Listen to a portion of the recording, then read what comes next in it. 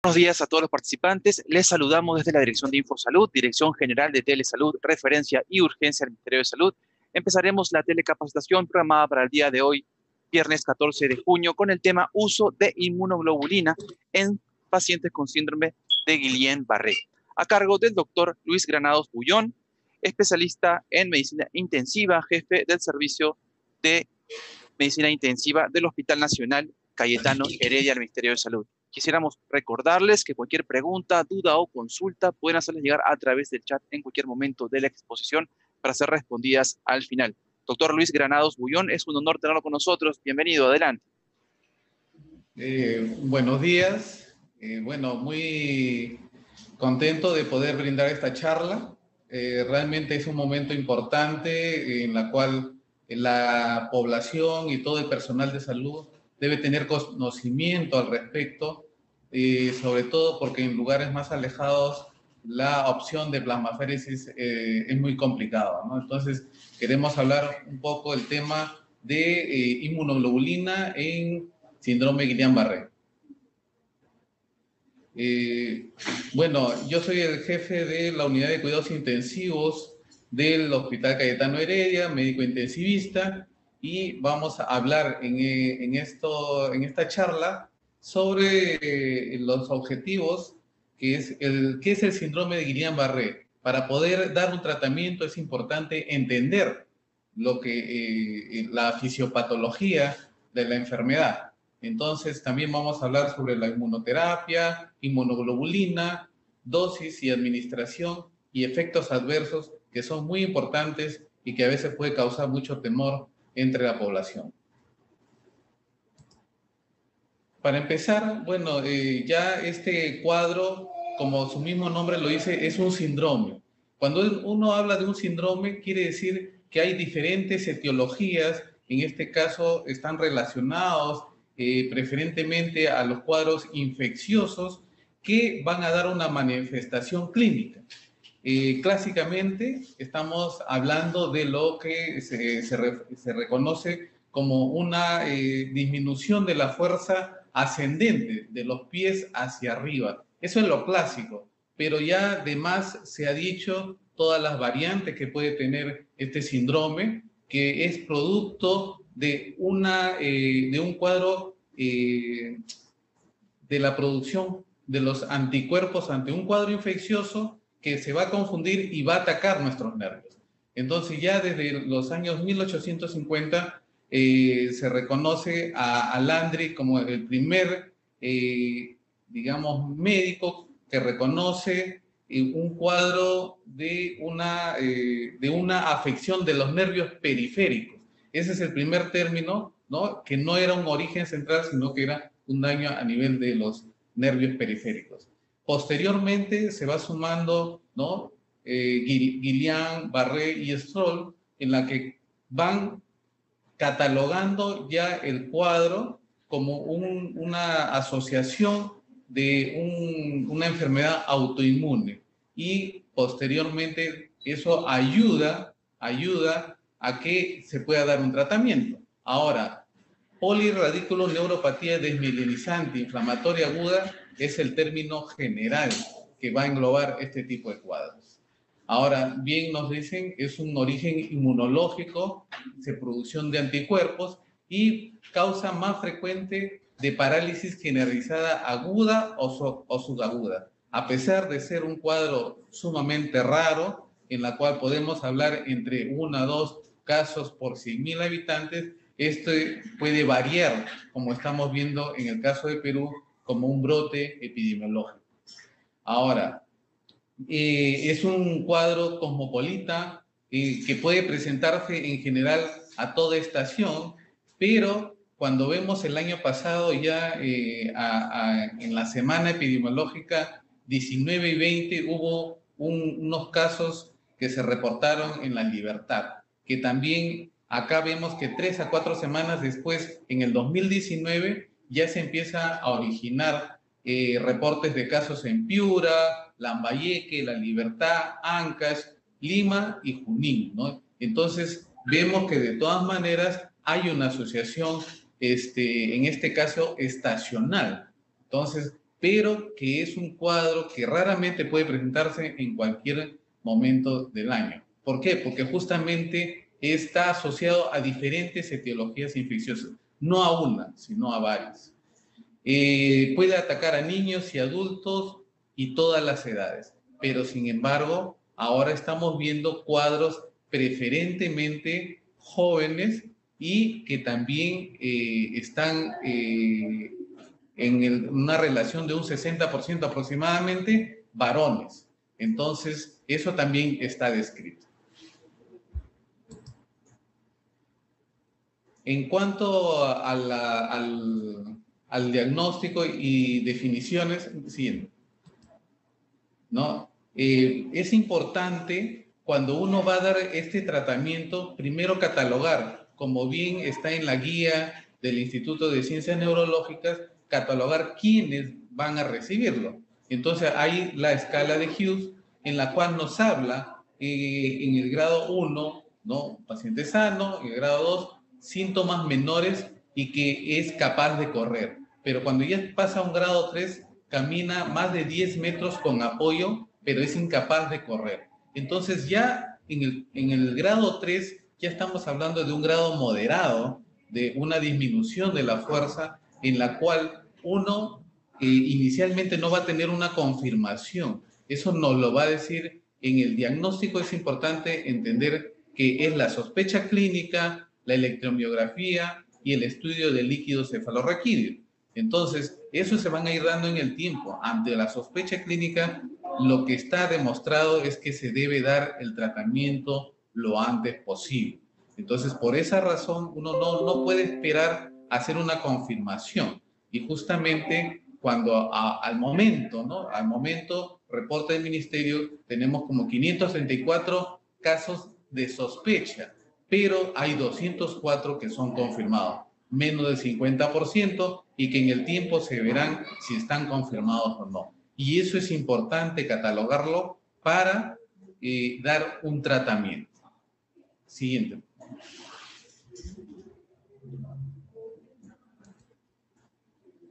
En cuanto a la mortalidad, lo que está descrito está entre 3.5 hasta el 12%. Es variable porque también se vio en el brote de Zika, ¿no? En Colombia, Brasil, una mayor severidad. Y como, digamos, hay variantes, la variante axonal motora es la que va a traer más complicaciones, pero la vulvar también está relacionada a muchas disautonomías, que también es otra causa de muerte. Hay que entender que lo que cambió un poco la disminución de la mortalidad en los pacientes es el soporte ventilatorio. Entonces, el hecho de que ya el paciente pueda acudir a una unidad crítica y que pueda recibir el soporte ventilatorio cuando ya no puede respirar, definitivamente eso sí marcó un hito, y vamos a ir viendo en qué más se le puede ayudar al paciente. Ahora, la recuperación se da en semanas o meses. Hasta 20% queda con secuela a largo plazo. Entonces, ese es otro punto importante, que los hospitales que están albergando buen número también corren el riesgo de quedarse mucho tiempo con estos pacientes. Ahora, se describe incluso una recaída en el 0.04%, como se describen en los estudios. Entonces, este cuadro nos ayuda a entender cómo en el día cero de aparición de síntomas del síndrome de Guillain-Barré, previamente hay una exposición a un agente infeccioso en la cual los primeros estudios importantes que entendieron esta fisiopatología con Campylobacter jejuni, pues nos habla de un anticuerpos antigangliósidos que se refleja en la curva de color verde, la producción, y es cuando empieza a aparecer. O sea, no es el mismo agente infeccioso que puede ser un cuadro respiratorio, un cuadro gastrointestinal, sino que es los anticuerpos de algunas personas predispuestas genéticamente a que presenten este síndrome. Entonces, vamos a ver que la curva de color verde en el día cero, previo al día cero, empieza a elevarse y a comprometer los nervios periféricos. Entonces, el curso de Guillain-Barré al inicio, ¿no?, va a tener una meseta, después va a presentar paulatinamente a las 4 semanas, 2 a 4 semanas, se dice que es lo clásico, pero eso no necesariamente está siendo cierto en los casos que tenemos al momento en el brote epidemiológico de Perú. Muchas veces está siendo más agresivo y en menos tiempo se están presentando. Siguiente. En cuanto a la inmunopatogénesis, acá es importante entender que, a ver, vamos a ver, podemos señalar acá, el agente infeccioso en este cuadro es el Campylobacter, ¿no? Eso va a hacer una respuesta inmune, ¿no? Y la respuesta inmune en el organismo está por las células T o por las células B, ¿no? Permiso, La respuesta humoral... doctor Granados, nos disculpa por favor. Sí. Sí, importante esta diapositiva, nos están informando a los participantes de que no la pueden visualizar porque está pequeña. Arriba de la pantalla dice opciones de presentación. Si puedo hacer clic y poner duplicar pantalla para que pueda salir en maximizado, en grande.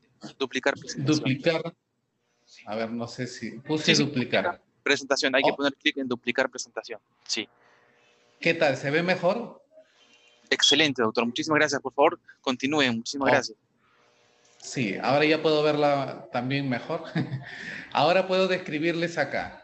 El Campylobacter jejuni, ¿no?, que es una bacteria gastrointestinal, va a ser una infección que va a producir una respuesta inmune, ¿no? Los presentadores de macrófago van a intervenir y vamos a tener nosotros dos respuestas, por las células T o por las células B, ¿no? Los linfocitos que van a hacer la producción, van a mandar la producción de anticuerpos en las células plasmáticas.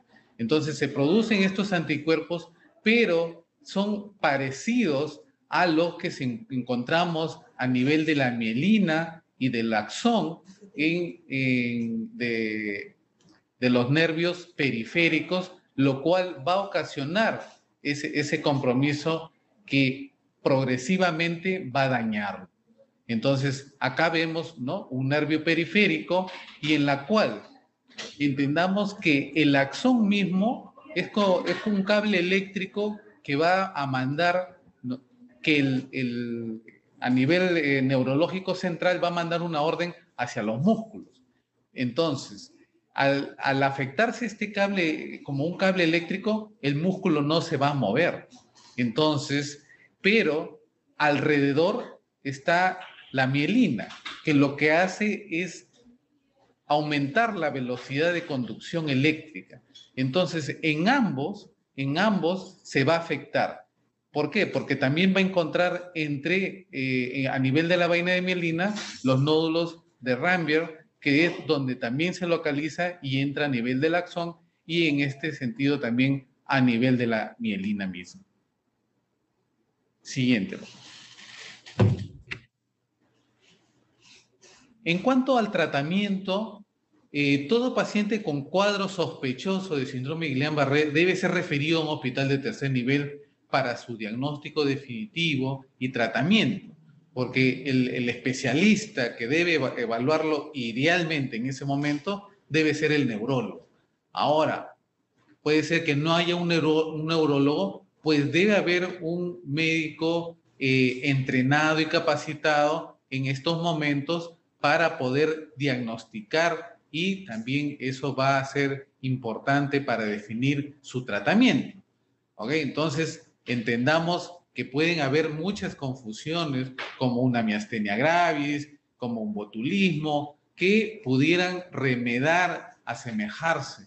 Entonces, por eso es importante, porque el tratamiento que va a recibir definitivamente es un tratamiento que puede causar también algunos efectos deleterios. Entonces, no es un tratamiento que, digamos, sea muy simple. Por eso es importante definir el caso. Ahora, el tratamiento importante es ese paciente debe estar en observación y monitoreo porque puede tener una falla ventilatoria. Eso es lo más temido porque va a causar la muerte del paciente. Entonces, ese paciente, ¿por qué un hospital 3? Porque tiene que tener un soporte de una unidad crítica. Ahora, es importante, estos pacientes van a estar en postración y eso puede condicionar también una trombosis venosa profunda. Por eso es que debe recibir una profilaxis. Ahora, paciente que tiene una dificultad para deglutir, estamos hablando de una presentación vulvar, pues se le debe colocar mejor una sonda nasogástrica porque lo pone en riesgo al darle alimento vía oral a que pudiera aspirarse y complicar ya su situación, por esa razón. En cuanto a la inmunoterapia, tenemos dos opciones, ¿no? Inmunoglobulina y plasmaféresis.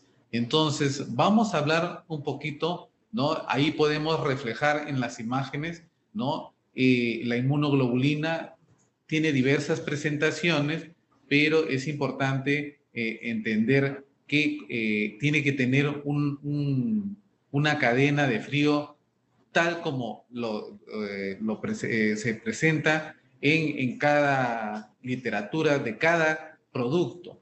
Entonces, eso siempre es la primera recomendación que yo les daría. Hay que leer el inserto y seguir todas las indicaciones. Entonces, en el otro cuadro vemos, ¿no?, la plasmaféresis, que obviamente es toda una máquina en la cual se debe hacer con albúmina, si no hubiera albúmina, con plasma fresco congelado, y también en ese caso, en la plasmaféresis hay que poner un catéter de alto flujo, que de por sí ya es un tratamiento un poco más invasivo, porque colocar un catéter puede traer también complicaciones y obviamente en el tiempo, tanto por la colocación como el riesgo de infección. Siguiente. En cuanto a la inmunoglobulina, lo primero que hay que saber es que 2 gramos por kilogramo es la dosis total, que la recomendación es que lo reciba en 5 días. Entonces, 0.0 gramos por kilo día es lo primero. Ahora, lo siguiente que nos dicen siempre es la velocidad de infusión. La velocidad de infusión es mejor iniciar con una dosis baja e ir progresando. Como no sé, este es se cita, ¿no?, un producto en la cual recomienda iniciar con 0.6 gramos por kilogramo en la primera hora y después se va aumentando al doble, al triple, con un máximo de 2.4. Entonces vamos a ir viendo por qué es importante esta recomendación. Porque está asociado a la velocidad de infusión, a la presentación de efectos adversos, que de los más frecuentes pues, pueden presentar cefalea, fiebre, y uno debe tener en cuenta aquello. ¿Por qué? Porque de frente uno no le va a dar antibiótico. Uno tiene que pensar que pudiera ser secundario a la infusión de inmunoglobulina. La inmunoglobulina es un producto que más o menos en los años 80 ya inicialmente, antes de los 80, había un producto que era intramuscular. Al inicio se hace y se crea para los pacientes con hipogamaglobulinemia congénita, en la cual necesitaban de inmunoglobulina para poder optimizar su estado de defensa. Entonces, ya en los 80 se empieza a aparecer el producto endovenoso, que obviamente es mejor porque va a recibir dosis adecuadas y con mucho menos dolor, ¿no? También incluso al momento ya hay un producto subcutáneo para otro tipo de patologías, ¿no? Entonces, la inmunoglobulina, uno dice, ¿por qué tan caro? La inmunoglobulina es el producto de seres humanos que hacen donaciones para obtener el suero, el plasma, y todo eso tiene un proceso muy, muy complicado bioquímicamente. ¿Para qué? Uno es para aislar la inmunoglobulina G, que es el 97%, y que también tiene que eliminar todos los agentes virales, principalmente lo que es el VIH, las hepatitis B y C, lo que es parvovirus B19. Entonces, es importante por eso, porque Dios no quiera, no se sigue un riguroso control de calidad y eso podría producir un daño a muchas personas. Entonces, por esa razón que este producto tiene un costo elevado, pero que también tiene beneficios, obviamente. Entonces, por esa razón, al ser digamos, un tejido de otras personas, pues también puede producir efectos y reacciones alérgicas. Entonces, eso hay que entender por qué el costo, el por qué la rigurosidad, incluso se sigue, ¿no? ¿Qué lote se está poniendo y qué lote corresponde a qué donantes? Para entender a qué nivel del control de calidad estricto y como debe ser en estos casos. Siguiente. Dentro de los efectos adversos, que son quizás los más temidos, ¿no? Cuando uno va a hacer una infusión de inmunoglobulina, tenemos este cuadro bastante, digamos, esquemático, ¿no? Entonces, podemos ver algo tan temprano como en las reacciones a nivel de donde se coloca, porque si bien uno lo puede colocar por una vía periférica, la osmolaridad es un poco alta. Y si uno está infundiendo otro tipo de medicamentos, debe pensar que siempre la osmolaridad ya está aumentada por la inmunoglobulina y por lo cual no debería sumarse más medicamentos que pudieran aumentar la osmolaridad, porque eso va a crear una flebitis, un dolor, y eso es importante. Inicialmente también pueden presentar como un estado gripal tipo alérgico que puede controlarse rápidamente con un antihistamínico, pero es importante incluso saber qué tipo o sea, qué laboratorio es el que ha producido para que uno tenga un control y también saber si uno necesitara en una próxima oportunidad, saber qué usó, cuál fue el que le causó esta reacción. Entonces, en cuanto a reacciones dermatológicas, puede causar un prurito o un estado de eritema, pero que es controlado igualmente con antihistamínicos. Algo muy temido, obviamente, es la anafilaxia, que la principal presentación es una hipotensión. Va a causar una vasodilatación y eso ocasionar un estado en el cual muchas veces incluso pueden requerir vasoactivos, noradrenalina. Por eso es que este tipo de pacientes deben estar idealmente en un monitoreo. No se puede poner así nomás y después uno traer complicaciones.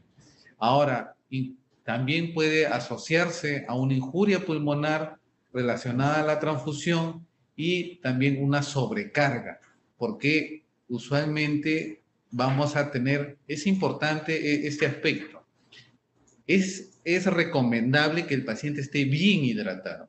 Si el paciente no está bien hidratado, puede causar mayores efectos. Ahora, esta hidratación y esta dilución misma del medicamento es lo que puede traer también una complicación en pacientes que tienen una falla cardíaca, pacientes ancianos. Entonces, por esa razón hay que tener un especial cuidado, ¿ok?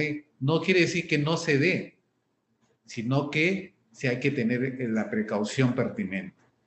En cuanto a los factores de riesgos importantes, en cuanto a la infusión, ¿no? Hay que ver la infusión, la velocidad, la recomendación. Entonces, eso es lo primero que es muy importante y hay que ver cuando nos dicen hay que dar 0.4 kilogramos por kilo de peso. Justamente tuvimos un paciente en la cual pesaba 105 kilos, pero la guía, la recomendación te dice que debe ser por kilo de peso. Pero también hay algunos estudios en los cuales como sabemos, la grasa es poco vascularizada, entonces va a intervenir poco en este proceso y pudiera ser que le estemos dando una dosis alta y puede ser que también esté relacionado a mayores efectos adversos. Por esa razón, hay estudios que aún no son muy grandes, pero que se está viendo que pudiera darse de acuerdo a un peso ajustado, ¿no? Para poder evitar. Ahora entendamos también que el costo por una ampolla, 2, 3, 4, 5 ampollas, también es importante. O sea, todo eso se está midiendo, pero al momento se mantiene, ¿no? 0.4 por kilo de peso. Es lo que recomiendan las guías y es de acuerdo a los estudios. El tiempo lo dirá, pero sí la recomendación está dada que si a un gordito pudiera tener mayores efectos adversos. Esa es la precaución que hay que tener. Ahora, en cuanto a la preparación, la inmunoglobulina tiene excipientes y los que están más relacionados a un compromiso renal son los que contienen sacarosa. Entonces, por eso, la primera recomendación que les di, hay que leer el inserto. ¿Cuál es el excipiente? Porque puede ser sacarosa, puede ser glucosa, puede ser sorbitol. Entonces, eso hay que conocer qué producto estamos dando, porque también si tiene glucosa, probablemente un paciente diabético también va a causarle un aumento. Entonces, justamente de la mano hablábamos de la hidratación y de los efectos a nivel renal. Es importante tener esas precauciones. Relacionados al paciente, los factores de riesgo, un paciente adulto mayor obviamente tiene mayor riesgo, la inmovilización también. ¿Por qué? Porque la infusión de inmunoglobulina puede crear un estado de hipercoagulabilidad, sobre todo si el paciente tiene predisposición. Entonces, pacientes que tienen antecedentes de trombosis venosa profunda o a nivel de que hayan tenido un stroke o que hayan tenido infartos, o sea, son eventos de coágulos que pudiera estar también predispuesto a la persona, por lo cual es importante tener esa precaución que los pacientes ancianos, los pacientes con una comorbilidad asociada a trombosis, pues puede complicarse. Justamente diabetes, hipertensión, historia de fumador, pacientes renales, cardiovasculares, tromboembólicos, estados de hipercoagulabilidad e incluso la migraña. El paciente que tiene antecedente de migraña muy probablemente ya uno tiene que estar pensando que puede tener una cefalea durante o después de la infusión de inmunoglobulina. Entonces, cuando uno ya sabe esto, reconoce los efectos que pudieran estar asociados a la infusión de inmunoglobulina, entonces uno puede usar una premedicación, desde un analgésico o desde un antihistamínico, incluso hasta de un corticoide. Puede usarlo si uno sabe que ya lo presentó. Ahora, ¿qué otros efectos posteriores podemos tener? Hemos hablado de los eventos tromboembólicos, de la injuria renal, pero también puede presentar una meningitis aséptica, o sea, una cefalea, de repente fiebre, y el paciente uno lo examina y tiene rigidez de nuca. Pues hay que pensar que no es una meningitis misma, sino que es un proceso secundario, un efecto secundario de la inmunoglobulina.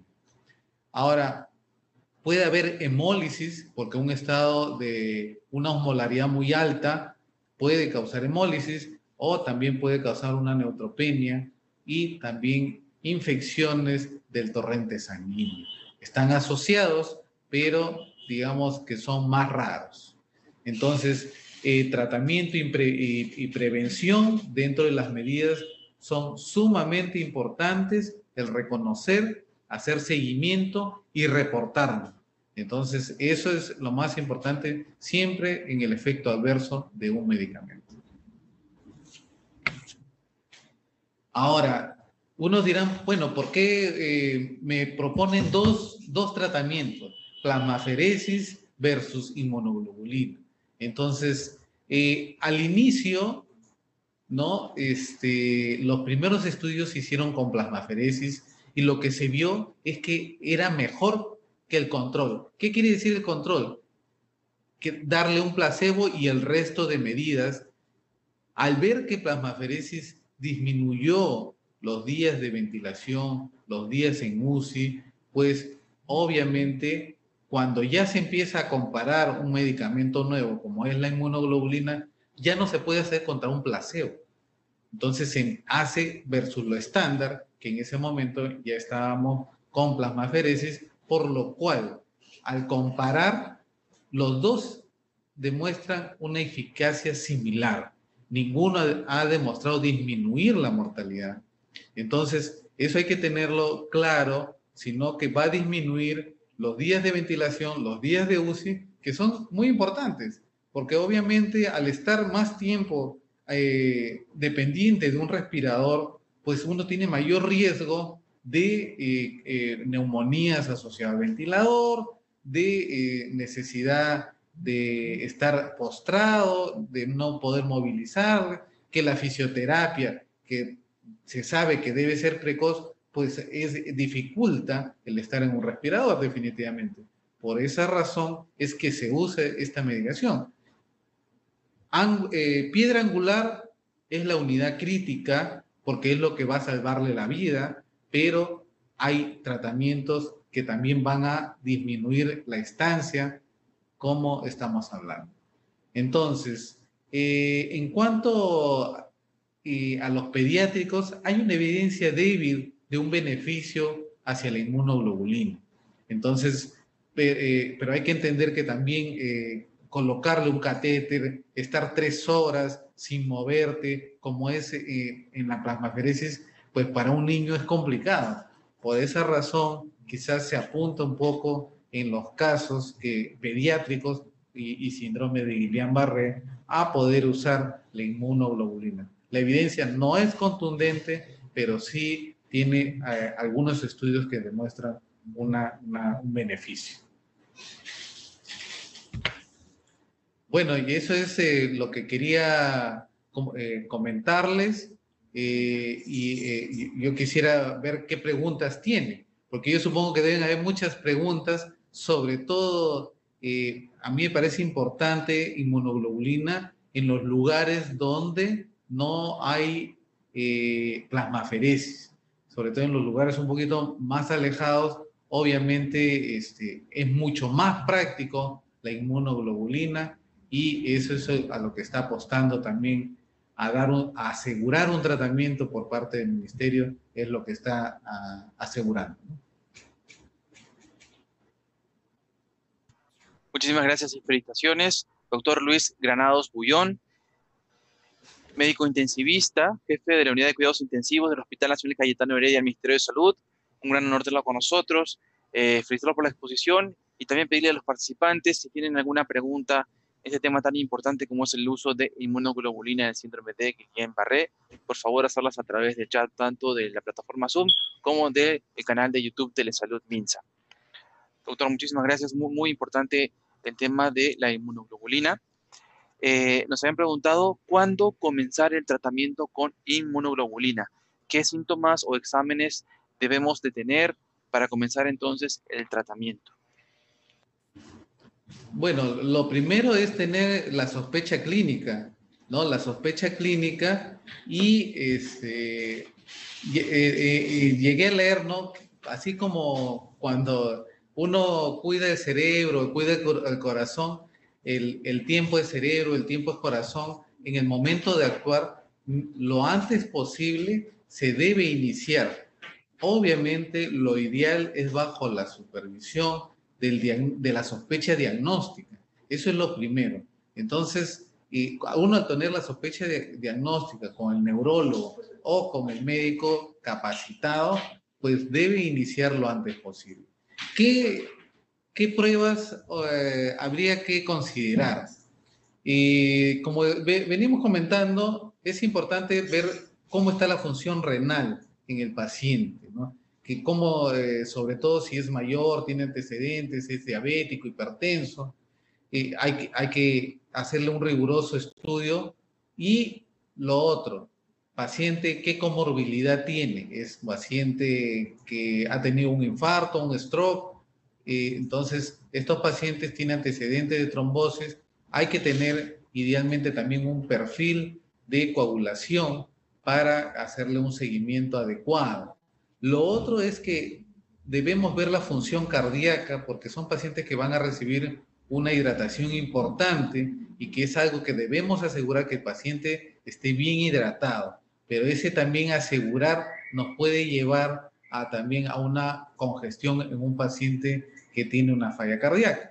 Entonces, yo creo que también los electrolitos, ¿no? El sodio, una glucosa, son muy importantes y eso yo creo que para empezar podríamos tener aquello. Importantísimo, doctor. Muchísimas gracias. Bien, nos han preguntado, doctor, nos dicen, ¿se debe tener un número de ampollas garantizado antes de iniciar el tratamiento con inmunoglobulina? Por ejemplo, mínimo 25 ampollas por persona. El asegurar, primero yo debo calcular cuánto le corresponde. Entonces, de acuerdo al peso, pues puede ser quizás un poco menos o un poco más. Lo segundo es importante asegurar el tratamiento. Pero si yo tuviera la opción de plasmaferesis, ok, pudiera tener otra opción. Pero si no tengo otra opción, debo iniciar el tratamiento y debo ver la gestión para conseguirlo. Pues puede ser que en 48 horas no pueda obtener el resto del tratamiento.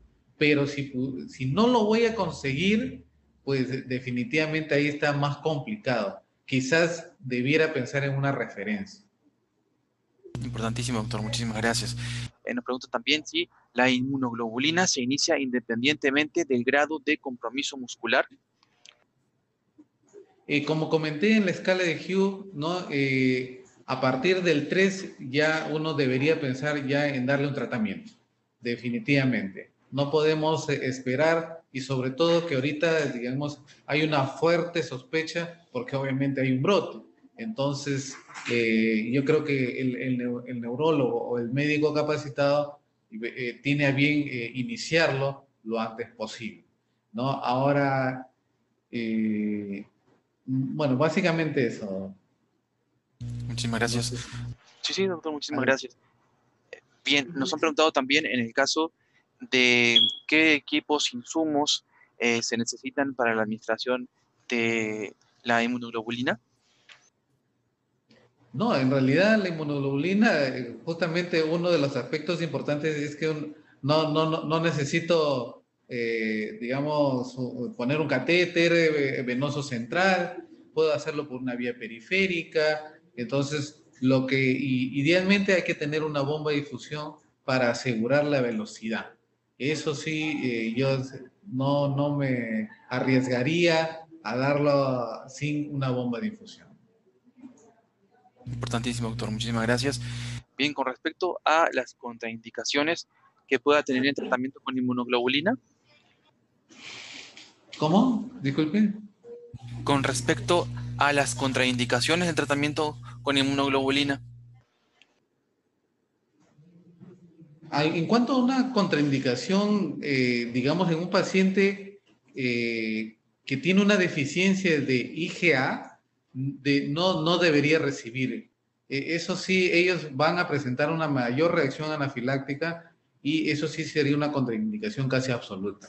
Por el resto, el medir, digamos, la plasmaferesis también es un mecanismo invasivo en la cual digamos, si yo tengo una falla renal, definitivamente voy a tener mucha precaución en usar inmunoglobulina y lo otro en pacientes con falla cardíaca. Entonces, o también el antecedente que ya tenga un efecto, una reacción alérgica a algún excipiente o a la inmunoglobulina previamente, también lo descartaría. Muchísimas gracias, doctor. Bien, nos están preguntando también si hay variación con el tratamiento en gestantes. No, al momento se puede dar en gestante inclusive. Obviamente la gestante de por sí es una paciente que está sobrecargada de volumen y hay que tener esa precaución al momento de hidratar, porque también pudiera fácilmente congestionarse y eso complicar. Sobre todo si está avanzado, pues ya tiene una restricción ventilatoria producto de que el abdomen a nivel abdominal está, digamos, con poca capacidad de amplexación, ¿no? Entonces, ¿puede recibirlo? Sí lo puede recibir. Muchísimas gracias, doctor Luis Granados. Bien, nos están preguntando cuál es la dilución de inmunoglobulina y en cuánto tiempo se administra vía endovenosa. La mayoría de productos que han venido no se diluyen, salvo que el excipiente diga, pero la mayoría que he visto al momento no se diluyen, simplemente hay que ver la velocidad de infusión y siempre la recomendación de leer el inserto. ¿Ya? ¿En qué tiempo? En unas 4 a 5 horas es lo que debe estar en promedio, pasarse lo que le corresponde, ¿no? De 0.4 gramos por kilo de peso. Muchísimas gracias, doctor Luis Granados. ¿A partir de qué momento o de qué día de tratamiento comienza a ver mejoría en los pacientes? Bueno, eso es muy relativo porque también los casos desmielinizantes, digamos que van a tener una respuesta un poco más rápida que puede verse a las 48 horas. Pero los casos axonal motores, en realidad estamos viendo una dificultad importante y que sabemos que son cuadros más severos y que pudieran demorar más su efecto. Los estudios lo han demostrado y hay que usarlo, pero tampoco quiere decir que el paciente va a mejorar muy rápido o cuando es axonal motora, definitivamente esperamos que quizás la respuesta va a demorar más o puede ser pobre también. Muchísimas gracias, doctor. Doctor, son entonces el tratamiento por 5 sesiones, 5 días consecutivos. Sí, 5 días consecutivos. No está demostrado dar, digamos, más días, pero por ahí todavía, digamos, por la gravedad que estamos viendo de algunos casos, algunos están postulando hasta 7 días, pero digamos, no es un consenso aquello, ¿eh? Importantísimo, doctor Luis Granados. Nos han preguntado también los criterios de suspensión de la administración de inmunoglobulinas en adultos y pediátricos. La suspensión, definitivamente, si el paciente está teniendo una hipotensión, una falla respiratoria, pues ahí no, yo creo que ya hay que suspenderlo, ¿no? Salvo que uno piense y demuestre que ha causado una congestión, por ejemplo, en un paciente anciano, y que eso esté causando el efecto. Pero por el resto, digamos que son efectos colaterales que uno pudiera esperarlo. El prurito, la cefalea, o sea, puede. Entonces, y para el problema de la trombosis posterior que puede verse, pues justamente hay que dar asociado también una profilaxis para tromboembolia también. Importantísimo, doctor. Muchísimas gracias. Bien, ¿qué cuidados o qué podemos también informarle a los cuidadores o a los pacientes con respecto a luego de la administración de la inmunoglobulina? Bueno, explicarle, lo más importante es explicarle los efectos que muy probablemente puede presentar, ¿no? De los más frecuentes, ¿no? Una cefalea, puedes tener fiebre, puedes tener prurito, puedes tener un eritema, pero eso lo vamos a manejar, ¿ok? Lo importante es que comunique cuando presente cualquier efecto. Explicarle también que también pueden haber efectos mayores del tipo de por ejemplo, una meningitis aséptica. También hay que explicarle, oye, puedes causar una anafilaxia y ahí hay que suspenderlo. O una injuria pulmonar. Entonces, también, ¿no? Sobre todo en los pacientes mayores, pueden tener un efecto a nivel renal y, como le digo, sobre todo en productos que contienen como excipiente la sacarosa. Importantísimo, doctor Luis Granados Bullón. Muchísimas gracias por esta excelente telecapacitación, su exposición. Algunas recomendaciones finales para todos los participantes que nos están viendo, importante también de todas las regiones del país. Bueno, muy importante es entender que el Guillain-Barré por sí no es contagioso.